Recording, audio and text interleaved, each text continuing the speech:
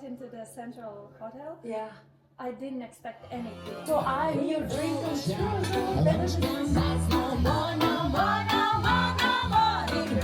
Jack, I don't come back no more. Oh, what you say, road Jack? I don't come back no more, no more, no more, no more. Hit the road, Jack. I don't come back no more.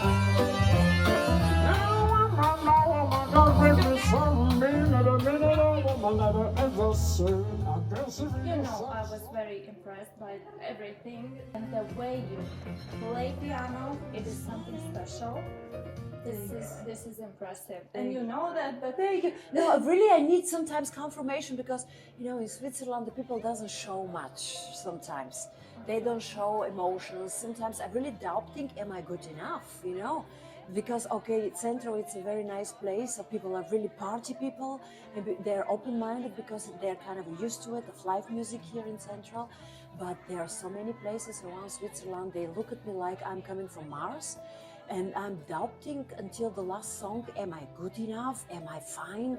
Am I loud? Am I a good performer? And at the end, always, I receive, bravo, so good, very nice.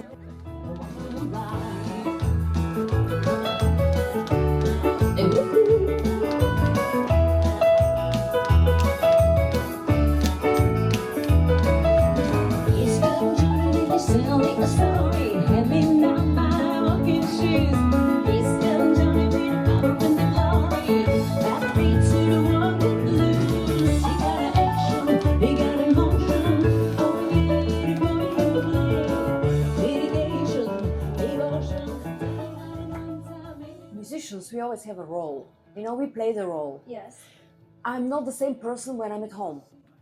And I'm a completely different person when I'm the piano. It's the same with Lady Gaga. Lady Gaga doesn't fly at home like in the Super Bowl. She's not a diva at home. And she's a diva on the stage. Beyonce, it's a diva on the stage, and it's not a diva at home. Even Swiss artists, we are all the same. It doesn't matter if you come from America, from Asia, from all around the world. So my image, it's a powerful lady. She knows what she do. I really know what I'm doing, Yes. But inside, the woman in me, of course, has a doubt. Am I good enough? Am I singing right? Is that the right song? Do I catch the heart of this person? Did the people over there like the song which I played right now? It's always a struggle, Every time you start from zero. It's not a step you step on top and then you continue your wherever you have like fame or confidence and stuff like this, So it's just Switzerland. It's very interesting land for artists. I have to tell you, challenging land for artists.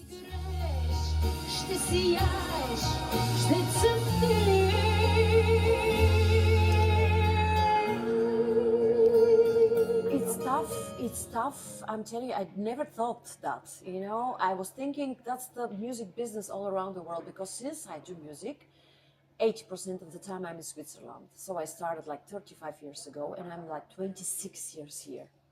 26? Yes, in Switzerland.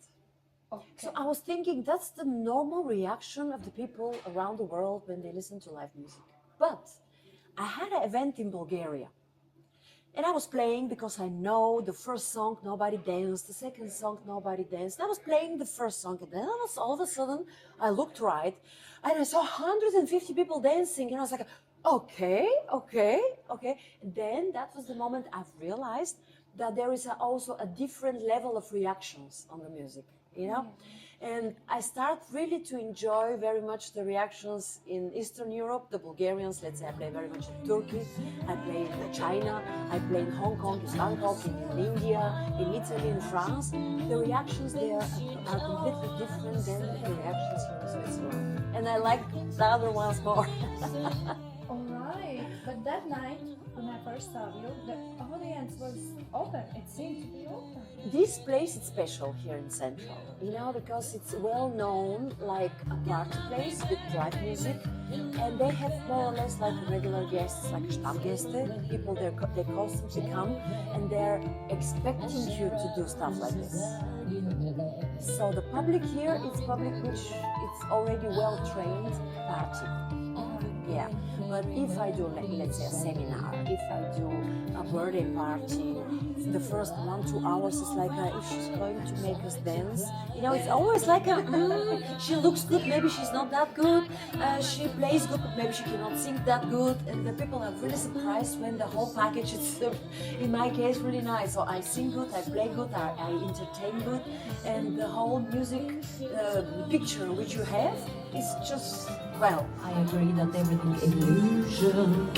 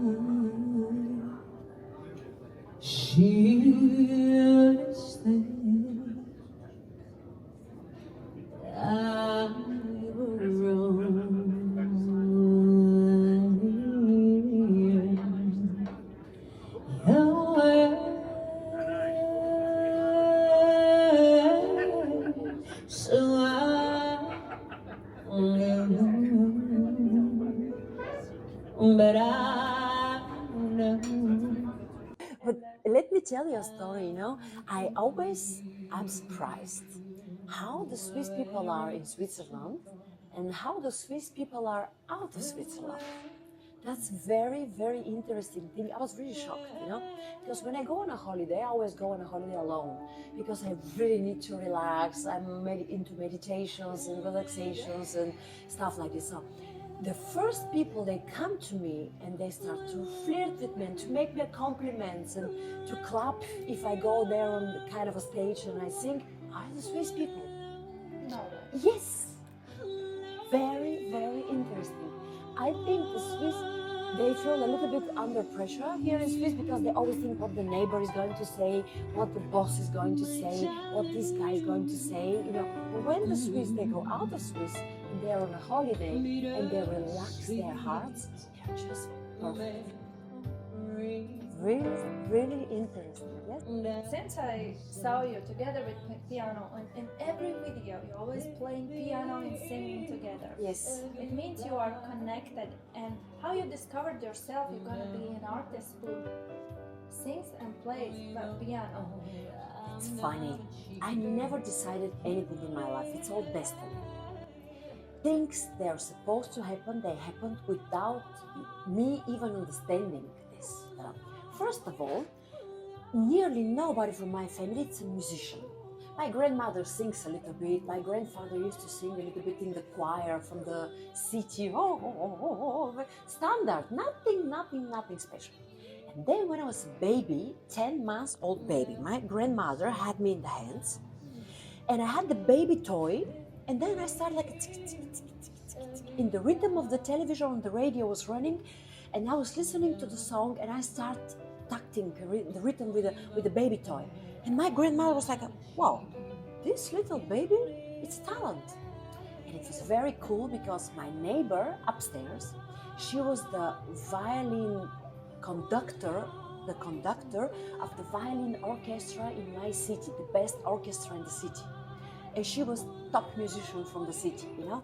My grandmother went upstairs to my neighbor, to our neighbor. She said, listen, we have a little baby here and she's so talented. We think it's talented. Please check it. Yes. And she discovered that I'm really talented, really. You know, I had a gehör. I can hear the music, I can hear the tones, I have the rhythm and everything.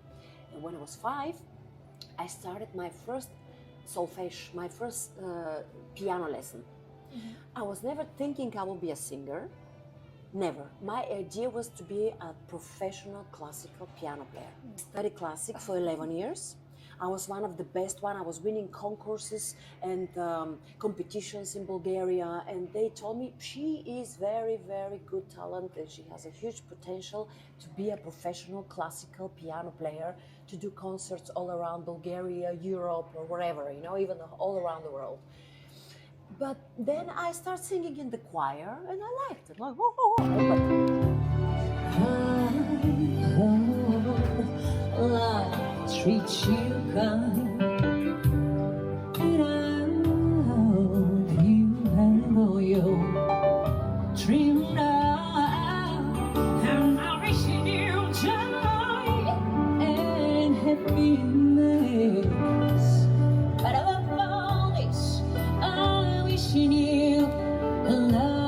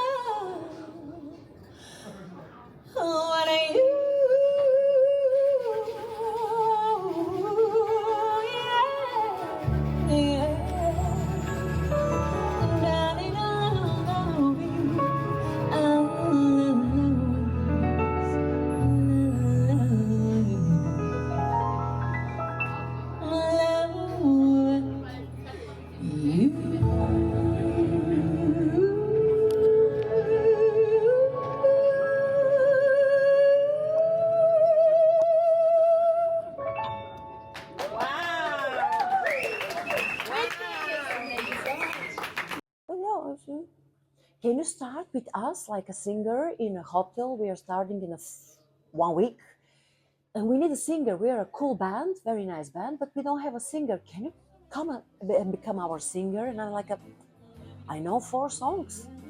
And they said, doesn't matter, it's enough, 4 songs. So from actress, out of the blue, I became a singer. And I was working like this for a couple of years. Word of mouth, they start spreading that one good musician is singing, she's a good singer and stuff like this. And I landed up in Cyprus. And in Cyprus, they told me, okay, can you sing? And I say, yeah, I sing. Can you play? I say, yeah, I study piano. Okay, if you can play, in the restaurant, you have to go and play. So I was playing for kind of like 2 hours, up my restaurant, dinner, music. And they put me also with another Cyprus man to sing. They said, okay, now you have to sing and play. I was like, okay, I never did this, but if you put me, I will do it. So I was forced. The destiny and the life forced me to go through this kind of a music lessons, this special path to what I am right now. You know, it was never intentional.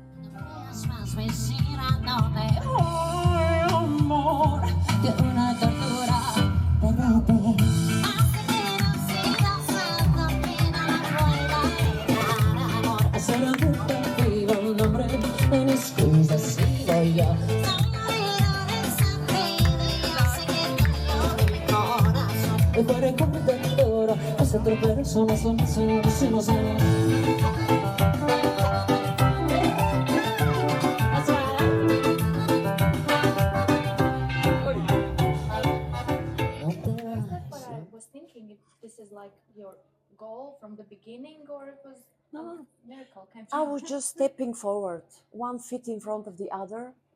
I never had a idea where I'm going to. But you follow the steps that make you happier and happier. I just followed my happiness. I never follow anything else. If something didn't resonate with me, I was gone.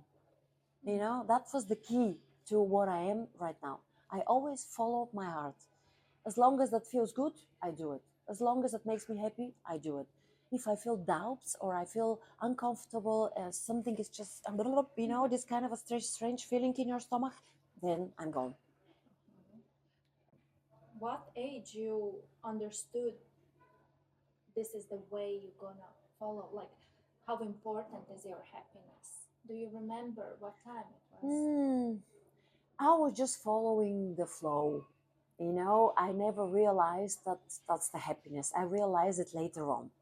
I realized it maybe 7, 8 years ago when I looked back and I took the pieces of the puzzle and all the dots are fitting on the right position. I was like, so that's why you did a good job. That's why you were successful.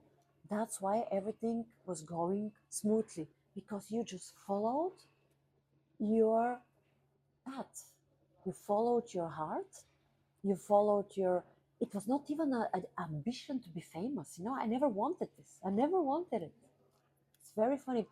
Many people ask me, I don't want it to be a star. I said, oh, I tried 1, 2 times, like sending songs here and there, and I felt like something is catching me on my neck. It's like I can't breathe. So probably it was not meant for me for this life to be a top, big star. But I received kind of a fame which I really can digest and I can control, because for me it's very important to have control over my life. I don't want to be a marionette from somebody, because I had a chance to meet Justin Bieber. I saw how bad it is. I met him. I've met Nelly Furtado. I've met Jackson 5, the brothers of Michael Jackson. I've met a lot of stars. And you see that something in some of them is really broken. And they do it because of the market. They do it because of the money. They do it because of the contract. And I was not ready to pay the price for this with my freedom. Because that's the most important thing in our life, freedom. Exactly. Yeah. Wow. Yeah. This is just unbelievable. I'm telling you, it's a story for the book. And I wanted to tell you something. I was participating on The Voice of Switzerland a couple of years ago, before Eurovision. Okay. And I went there, blind the auditions, and said, wow, she's good, we have to take her. And then the second audition, and then the third audition. And then they gave me a contract that big. And that contract made me prisoner. And with my signature, I was supposed to sign my prison, to lock myself in the cage. I said, I don't do that. I won't do that. I love myself a lot to put myself in a cage because of 6 minutes on the television. You know what I mean? That's such a illusionary fame and glory, and I don't bark my freedom for this. First of all, I know how many people want fame just because it gives you money. Yeah. And normally people like do anything. Anything, yes. They can sell their hearts, their souls for that, Yes. But actually, wanting money, on the point of view of wisdom, I realized why they do this. Before I didn't knew it, but now I know it. If they want money, that's the fear of security. They need security. They want to have a good existence. Some people doesn't do it for money. Some people do it for the fame. They want to be seen. So that's the ego. Attention. That's the ego. The ego needs this, And thankfully, I was not driven by both of them. I was not driven by the fear of existence. Oh, I don't have money. I have to make money because otherwise I will die hungry. No, I was not driven of this. And I was not driven from the ego. I don't need it to be shown. That's me, So I was really in a good balance. Probably that's a kind of a wisdom in me. Maybe I'm born with this. But now I realize it. Back then, I was just ignoring it because something in me was telling me that's not right. That's not okay. That's not okay. I even had moments when somebody wanted to make me a famous star, and he put his hand on my leg. And I was like, don't touch me, you know? So I didn't even sold my body for fame and glory. They were calling me Lady Don't Touch Me for a couple of weeks until they put me completely away from the scene because they saw they cannot profit from me, you know? I just follow my path. It's a hard path, it's not an easy path, but it's mine. But you still have everything you I do, want. I do. Yesterday I was having a dinner with 7 friends of mine, and I looked at them, each one of them, and I was thinking, okay, if I was living their lives? I say, I want my life. It's perfect the way it is. It's just perfect.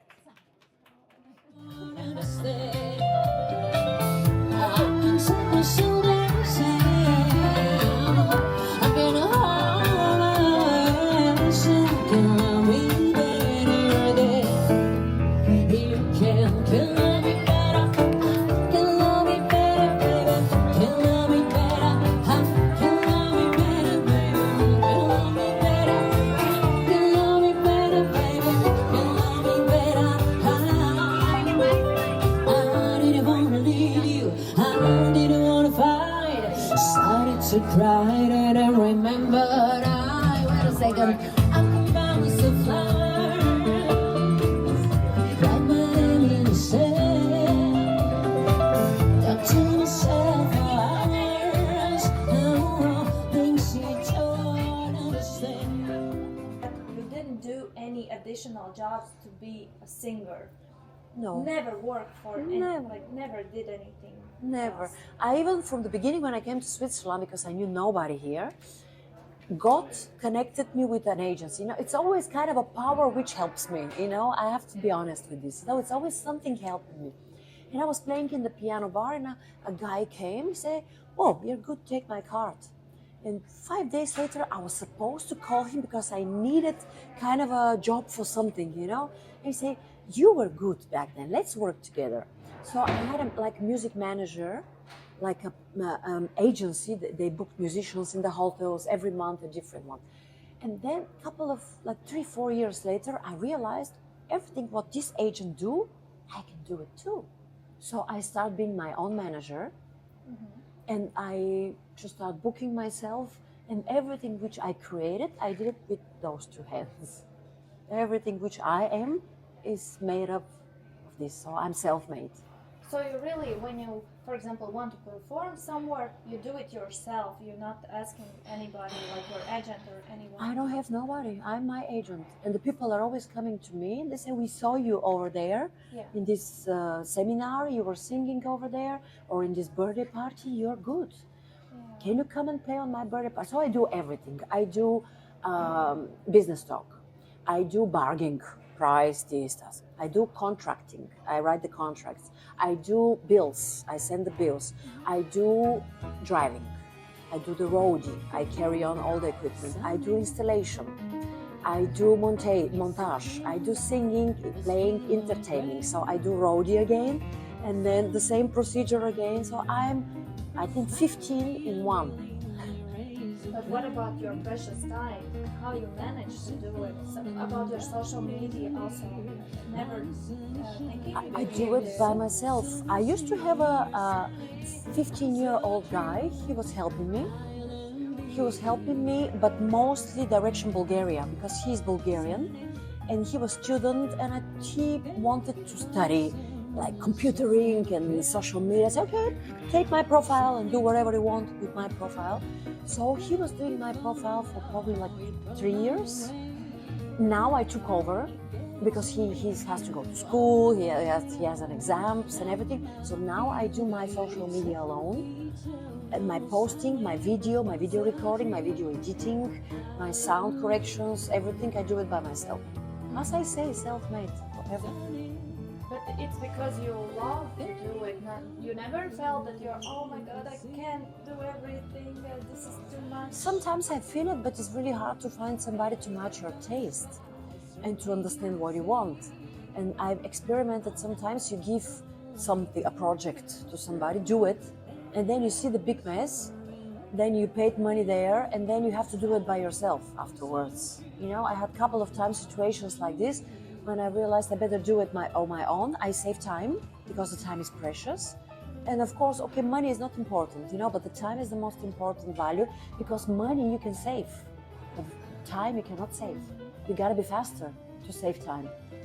You cannot put time on a side, so I use it for later.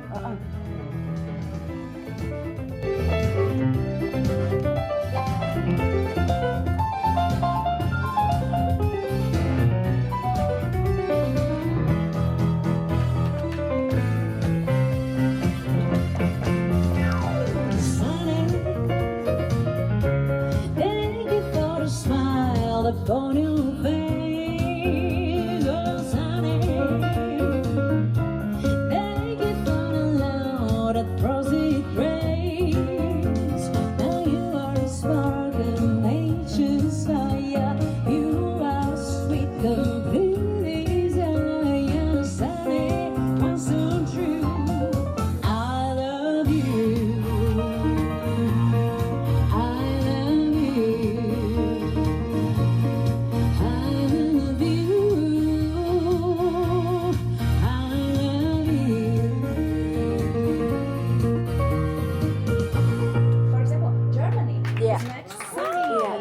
Completely different. If you go from Zurich to Lucerne, even in Lucerne the people are different. They react to the different songs. If you go to the French part of Switzerland, even they are completely different. You know, they react in a disco pop, on the French pop music. You know, if you go to Italy, they like more romantic songs, stuff like this. You know, they like melodic stuff. Yeah. Very, very different. And I like very much playing in Israel. Why? Because they are such a party people. I love it. I like playing in Turkey. Such a party people. I love it. The most difficult people were in Japan. They are... Japan. No Now emotions. imagine Swiss, but 5 times more close. 5 times more. Okay. Like this, no reaction, nothing. Then I took the microphone and I was like, I was trying to catch them, going from on the chair, on the left side, on the right side, you know.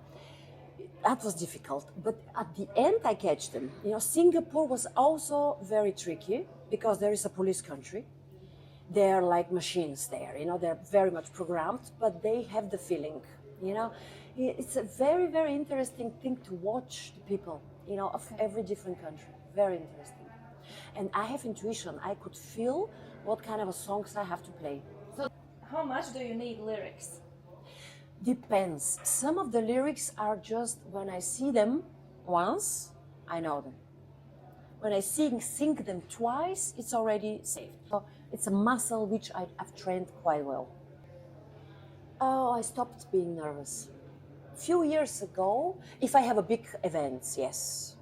If I have to be in front of, let's say, 200 people, no, even that. No, let me really study. You know what? When I think about it now, lately, I'm not nervous anymore. Now you make me think I'm not nervous anymore on the stages. You see, that's also special. I was until lately. Do you know why? Because I was doing kind of a realization.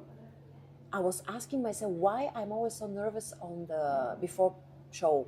I had sweat hands and stuff like this. My pulse was like blah, blah, blah, blah, blah. When I was singing on the Eurovision, I was supposed to take a tablet under my tongue. So Validol, that's like a Valeriana, to calm me down because I was so nervous. And then I realized that if I lower the importance of the situation, then I'm not that nervous. Okay. You know what I mean? But you have to manage it somehow. I do manage it, but without being nervous. Right. Now it's more clear. Mindset, a special mindset. Yes. Yeah.